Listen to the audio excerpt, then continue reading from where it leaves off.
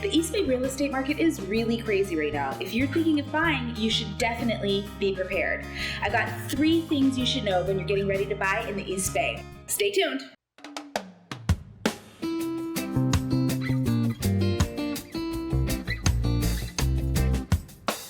Hey everyone, it's Simone Coco with That East Bay Life. I am a San Francisco Bay Area real estate agent. I live and work in the East Bay, serving Oakland, Berkeley, and surrounding communities.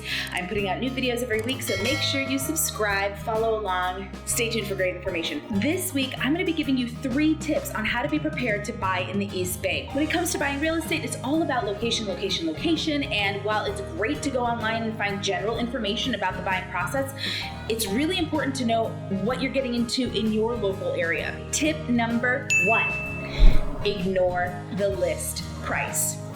What? That sounds crazy, right? I mean, if you go to a grocery store and you see an apple and the price tag says $1, you would anticipate that you would pay $1 and get that apple, right? So if you see a house with a price tag on it and you give that price, you would expect to walk away with the house. Yeah, not so here in the East Bay at all. Homes here are notoriously underpriced to create competition.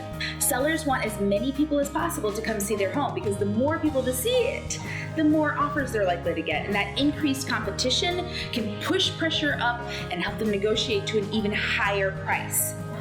So when you go online and you see a home with a price on it, chances are it's a teaser price. And that is basically just to get people in the door and to increase competition. What they actually expect to sell the home for can be completely different. Okay, but how are you supposed to actually know what to pay for a home?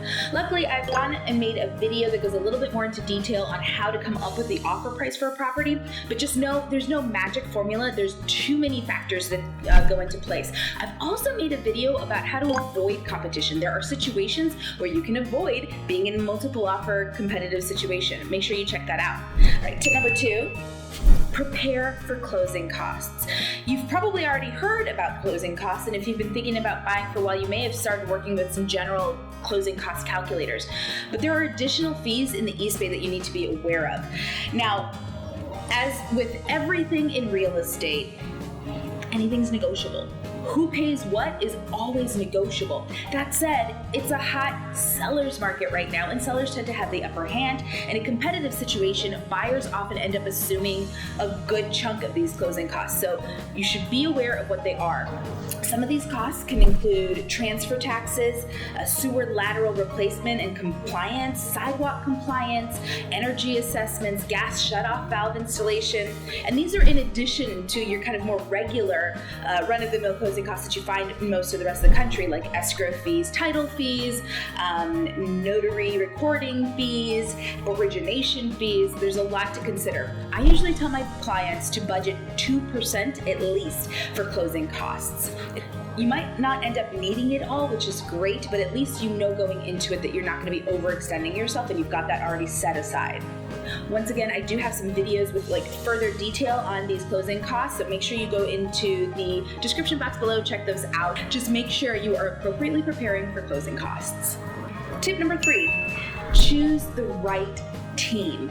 Okay, I'm going to go on a little bit more about lenders, but I do want to say that, choosing the right agent that knows the area, knows the customs, and can really help you navigate the process locally is really important. I'm happy to do it, but there are plenty of wonderful agents in the East Bay. Make sure you get hooked up with somebody that's local, knows what they're doing. Now let's talk a little bit more about lending. Look, in a competitive sea of buyers, you want to stand out in a good way. You want to reassure the sellers that you are going to buy their home, that nothing's going to fall apart. And to be honest, financing is the trickiest part of a transaction. So giving the seller a really high level of reassurance that your lender knows what they're doing and that they're not going to screw this up is really important.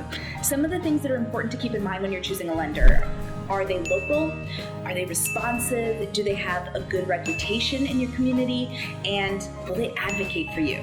Look, I've got a video that goes into a lot more detail about these specific things, so make sure you check that out. And really, check out the entire resources area in the description box below. Make sure you subscribe, follow along, putting out new videos every single week. I'll see you next time.